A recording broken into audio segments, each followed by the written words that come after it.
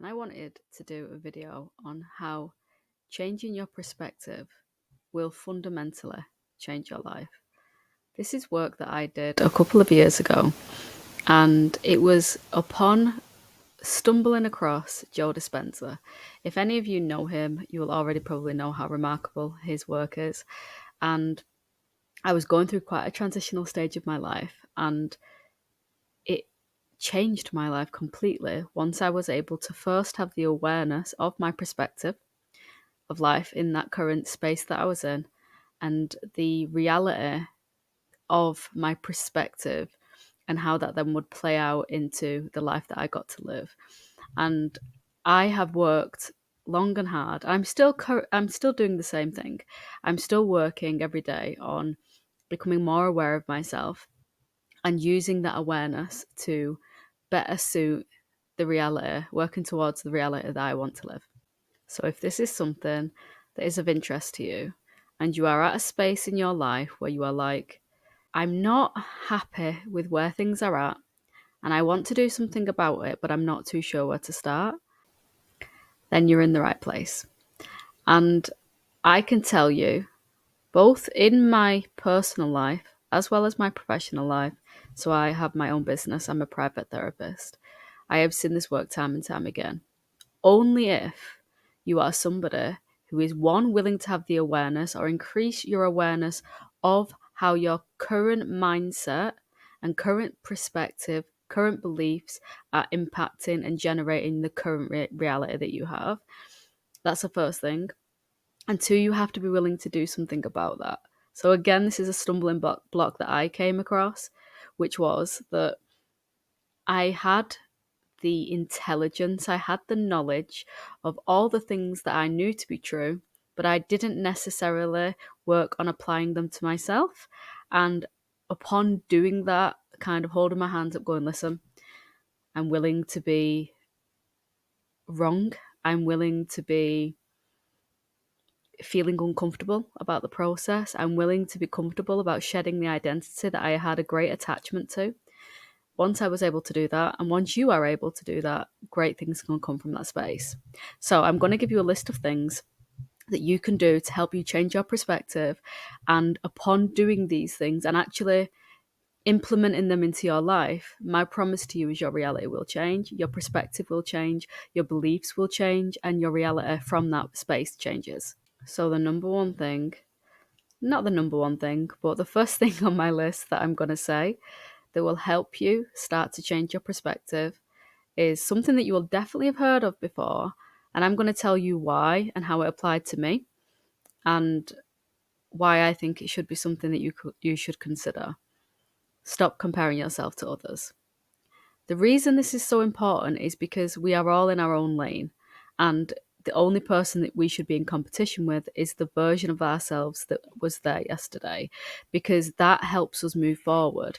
Whereas sometimes when we are in a space where we are in this space of comparison, where we're not feeling good enough because we are feeling disappointed with our reality, we are feeling disappointed with where we are up to, we basically stop moving. It's almost like we are on pause. As long as you are working on yourself and you're working within your own lane of where your life is currently up to, I can promise you the outcome of that will be development, will be movement.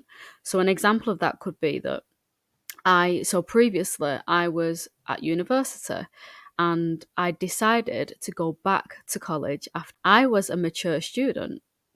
And basically, the result of this for me would be that I felt like, okay, a lot of people in my year group, I could see this on Facebook, are already past this, they're already at university, and I'm like late to this, and I, feel a little bit behind. And I was comparing myself. I was comparing myself to where they was up to. But what I hadn't considered is that it didn't matter where they was up to and what they was achieving. That was great for them and their path was for them, but I was where I was up to, and as long as I was comparing myself, I could potentially have stopped myself moving forward. I could have basically caused my own disadvantage, if you will. But instead, I remember having a conversation with my brother about the path that I was on, that I was basically completing all the work where my daughter was in bed. And I was feeling in that space where I was comparing myself that other people had already been there and done that. And they was already on to the next chapter of life. And my brother said to me, he said something that I will never forget, and I often apply it to many things in my life currently. And he said, yes, but Jade, the time will pass anyway. And I thought, whether I am, whether I'm not, whether I'm comparing myself, whether I'm not, whether I'm staying in my own lane, no matter what, that time's going to pass anyway. And I thought about this, about how, so the thing that I had in mind for myself at the time was that I wanted to go off to do my degree after completing my college course. And I wanted to create a career for myself so that my daughter could be proud of the mother that she had. And I could create a better life than what my life would have currently been if I hadn't done that.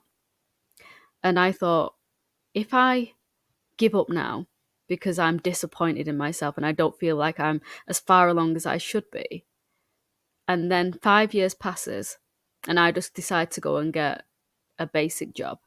Not that and there's anything wrong with that, but I mean for me and where I was at. The 5 years would pass and I would look back once those 5 years had passed and be disappointed that I didn't just stick it out and it didn't matter where everybody else was at. And, there's many things that I have gone on to achieve that many people that I know haven't. And that's totally, again, okay, because they are in their own lane, completing their own journey and living their own life. So the thing that I would highly suggest is take a look at how you may apply the idea of comparison in your life. So that could be that maybe you're like me and you're like, okay, I do want to get myself out there on YouTube, whether people watch it or they don't. And you could sit there and compare yourself to the many, many successful people that are on YouTube. Or alternatively, you can just basically start and believe in yourself and see where that beautiful journey ends up. And maybe it isn't the same as everybody else's, but maybe it is. How do you know unless you only stay in your lane and the only competition you have is with yourself and where you truly want to be heading? Number 2 would be, don't take what you have for granted.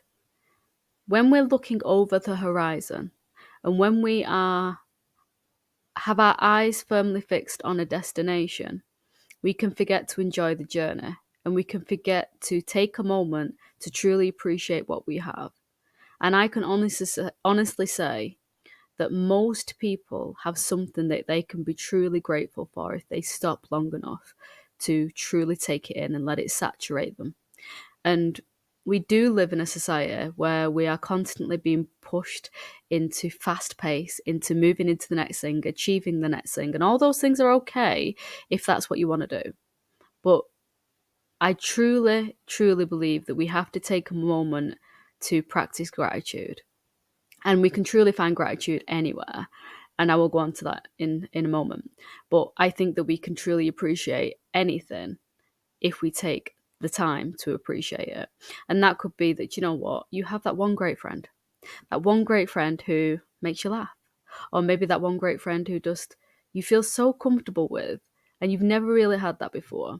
And you might not have 10 friends, but you have them. And how grateful is it? How grateful should you be, that you get to have that one friend? It could be that you're a parent and that has changed your life fundamentally. It could be that you found a partner that doesn't treat you like crap. It could be that, you've got a really solid relationship with your mum or your grandma. It could be that, you are finally on the path or the career that you've always wanted. It could be that, I get that half an hour at night where I just actually get to unwind and I really enjoy that routine that I have. I get to come home to my cat. I love that because cats. That, I love my workout routine. I love that I get to have that cup of coffee in the morning when nobody's awake. It could be whatever it is for you, but do you ever truly take a moment to sit there and let that penetrate your mind where you are not being pulled anywhere else other than just where you are at and what you have? To number 3, which is one of my favorite things, which is being in the now. And it sounds so simple, but when you truly put it into practice, again, I knew how to intellectualize this, understand this, but applying it was very, very different.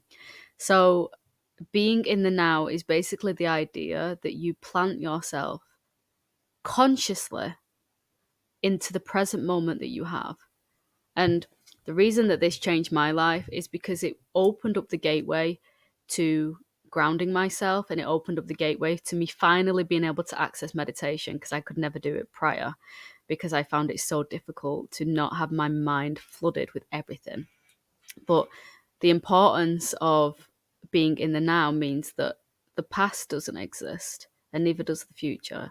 Because in this moment, it doesn't truly exist. The only place that it truly exists is in here. But if I said to you, right now, if you are still here listening to me, what truly exists in the moment that you are in right now?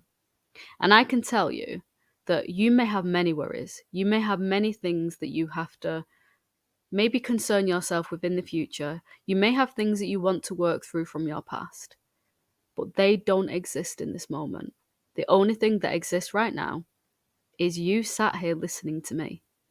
And even if you only have 5 minutes spare before you are pulled into whatever is in the future, that isn't here right now.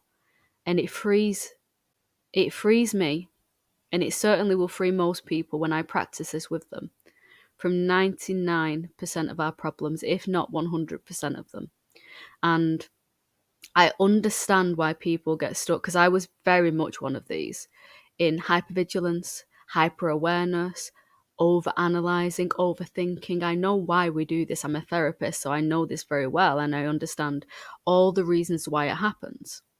But I think that sometimes what can happen, and it certainly was true for me, is I can be stuck in trying to make life safer, make life happier, and trying to navigate all the bumps in the road, that I forget to just take a moment, to just be here, and to just breathe, and to just truly check in what is true right now.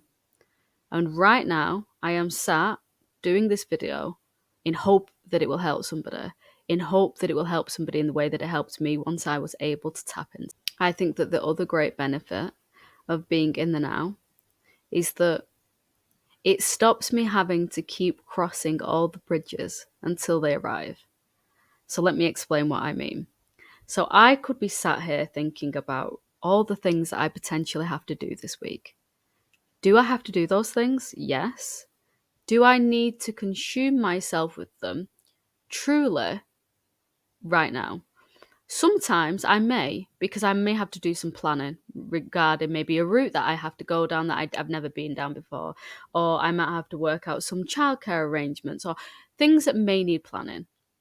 But I can do that. But once I've done that, I don't need to constantly run through all the bridges that I could potentially cross, all the obstacles that could potentially come up right now. I can trust myself. And again, this falls into developing a healthy relationship with self. I can learn to trust in myself that even if I haven't thought of something, when the time arises, I know myself well enough, and I trust myself, even if it doesn't go perfectly, to be able to deal with it, to be able to process it, and cross the bridge when it comes, rather than crossing 100 potential bridges, exhausting myself in the process, and forgetting that I have just the moment that I have right now. Number 4, accepting change. I know this is uncomfortable, and I'm not going to go too much into it in this video because I do think it's such a big subject that I don't think I would be able to do it justice, and the video would end up being too long. So maybe it's a video for another time. And if anybody enjoys this and wants a video on that, please do let me know. But change is inevitable. It is inevitable, and it's extremely uncomfortable. The thing about us as human beings is that we like to be in comfort, which is comfortable, isn't it? It's being in the center of our comfort zone. And we don't like anything that sits on the perimeter, because that's fear zone, and that is testing our level of comfortability.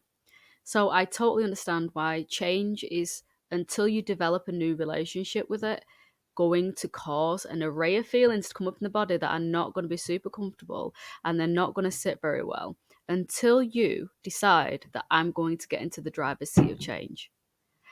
Change that you want, but equally also change that is a curveball, change that you don't necessarily see coming, but learning how to navigate that and not kind of letting that almost throw you off, knock you down, and then you stay down until you basically end up back into a comfort zone space again. Change is growth. Change is movement.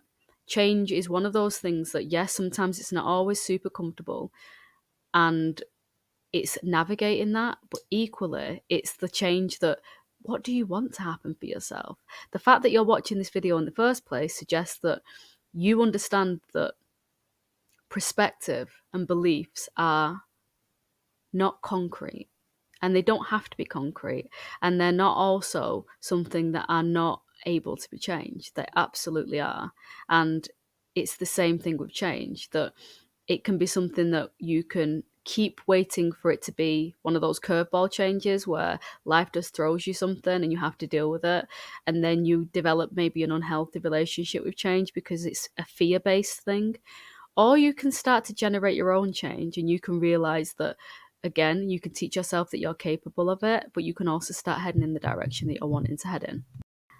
The fifth thing is actively letting go of resistance. This kind of goes hand in hand with change and kind of getting back on board with change and developing a new relationship with change. And this is the idea that when something is uncomfortable, our natural reaction, every single person that I know, is to bump heads with it and to fight it, because the idea of accepting it makes us feel like we're in agreement with it. Accepting something doesn't make you in agreement with it. Let me give you an example. I have had many experiences throughout my life where somebody has been extremely cruel to the point where, because of who I am and because of my moral code and because of my very strong sense of justice that I have, my immediate response is to do this with it, to do it with the person, to do it with the act, to do it with whatever's going on. And that's not fundamentally necessarily wrong, but it's leaving me, because I'm the one who has to live with it, I'm the one who has to deal with it, in a space of resistance permanently, and often disappointment and often upset.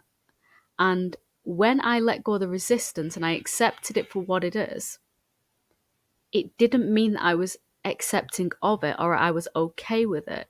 It meant that I was almost able to free myself from the experience internally, and I took what was in my power and my control and I used it to my advantage, and I let go of what wasn't. And that is fundamentally life changing. Number 6 is growing a new relationship with failure.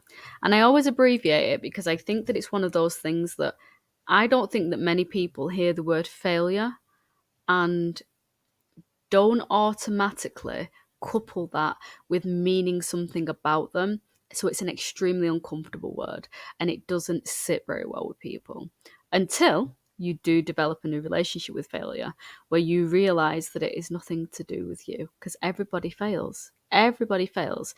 I was listening to the Diary of a CEO book on Audible, and he said that most successful people obviously fail. And actually, they probably have failed way more than the average person, but they fail faster. They fail faster because they know that it's a part of success. You have to have failure to reach success. And it's that idea that I think, and I think it's a very natural feeling. I understand why it happens, and it certainly was true for me until I, again, actively worked on it and got out of my own way with it. But if, say, for example, I'd reached out to have my business published in a magazine and they didn't get back to me, I'd be like, oh my God, I'm not good enough. And now I realize, no, I probably just, what's the right word for that? I'm just not well known enough yet. Yeah, it's totally okay. And the knockback is just a setback. It's not a permanent state of being. I believe that one day, if I keep going and if I keep trying, there will be a doorway that only opens because I was willing to fail. Do you get what I mean? So if I let that be a setback where I'm like, oh my God, I'm just not good enough because they don't know me and they don't think my work's good enough, or whatever the reason is, or again, they may have a criteria and I didn't quite meet it, and that means something about me, and this failure means something about me, it's going to start to get intertwined with my beliefs. It's going to start to get intertwined and deeply embedded in how I view myself, when it's not really anything to do with me. It's to do with that it's just a setback. And yes, it might be a moment of failure, but it will only be a permanent moment of failure if I allow it to be, and if I allow it to mean something about me, and if I don't keep trying to move forward. I think that, another one that I heard was that the guy who made KFC, I heard that he'd like knocked on like up to 1,000 doors, and everybody was like pretty much like, don't know you, don't know this, not interested in your recipe, and don't think it's that good. Okay. And he just didn't let that mean anything about him. He thought it was brilliant. And he kept pushing himself until somebody believed in him. And it happened. It happened. Somebody believed that it was good enough. And look at where KFC is now. The same with J.K. Rowling, Oprah Winfrey. There's all those things that circulate the internet. I'm sure you can find them. But it's not that if you are failing, if you are having setbacks, it's a sign that you're moving in the right direction. It's a sign that you're moving forward. It's not a sign that you are not good enough, because everybody fails. Everybody gets setback. It doesn't have to be then ingrained into your belief system about yourself. Failure is a natural part of life. Falling down is an equally natural part of life, but getting back up is your choice. Number 7 is to forgive yourself. Learn to forgive yourself. I notice many times when somebody comes into the therapy room and they're working on whatever they may be working on, something that I often see is that most people are their own biggest bully, and they are their own worst critic. And that voice is often, usually, the voice of many people throughout their lifetime. But it harnesses their voice and it lives inside their head and it runs the show. Don't let that be you. Forgive yourself. Work on your relationship with yourself. Check whether the criticism that is existing inside of your head is constructive. And if it's not constructive, then it's just destructive. And destructive is in no way helpful to you in the direction that you are wanting to head in. So, something I often say to my clients is, and it's something again that I had to do myself, was we always see that animation of the angel and the devil on the shoulder.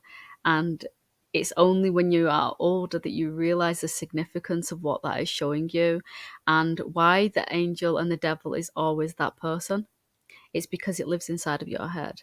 And I remember hearing an old folk's tale, which basically was saying that it was a grandson talking to his granddad, and his granddad says to the young boy, "There's 2 wolves that live inside of us, and one is like jealousy, rage, all the uncomfortable and unhappy emotions, and one is like joy and happiness and contentment." And he said they spend a lifetime fighting. And this is what I imagine the angel and the devil to be, the inner bully and the inner critic.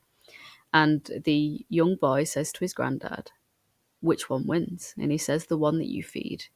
And I believe that the food that we feed to either part is in the feelings we generate, the beliefs we create, and the thoughts that we have.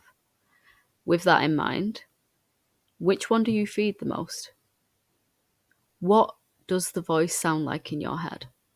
And if it is extremely unkind, if it is extremely destructive, if it says the things of the most unsupportive people in your life, Ask yourself whether you need to become more aware of that, get a handle on that, develop a new relationship with yourself, and be kinder and have more compassion and grace towards yourself, because it doesn't let you off the hook, but it's the only environment in which you can thrive and achieve something outside of what you currently have. Number 8 is kind of a little bit of a spin off from that, but I think that it's really important for people to get clear on what their values are, what their moral code is, and what their purpose is. The quicker that you do that and get really clear about what that is, the quicker that you can know whether that you are heading in the direction that you are wanting to head in. Number 9 is one of, if not, one of the most important ones that I can't stress enough, and it is your environment. Surrounding yourself with the people that are beneficial for where you are heading and not where you are at and where you have been is so important. And if there are people that fit all areas, past, future, present, great. But you have to really look at the people that you're surrounding yourself with. There's a famous saying that says, show me the 5 people closest to you and I will show you your future.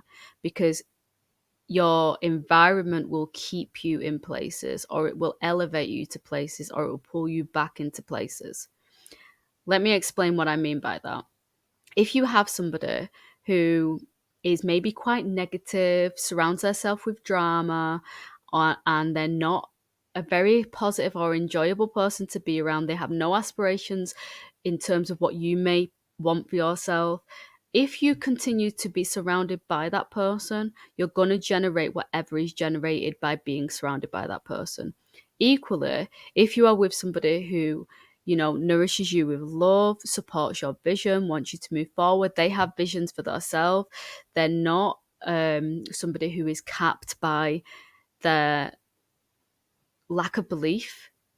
You can only imagine where the environment and the possibility of the environment and the people you're surrounded with heads and moves into.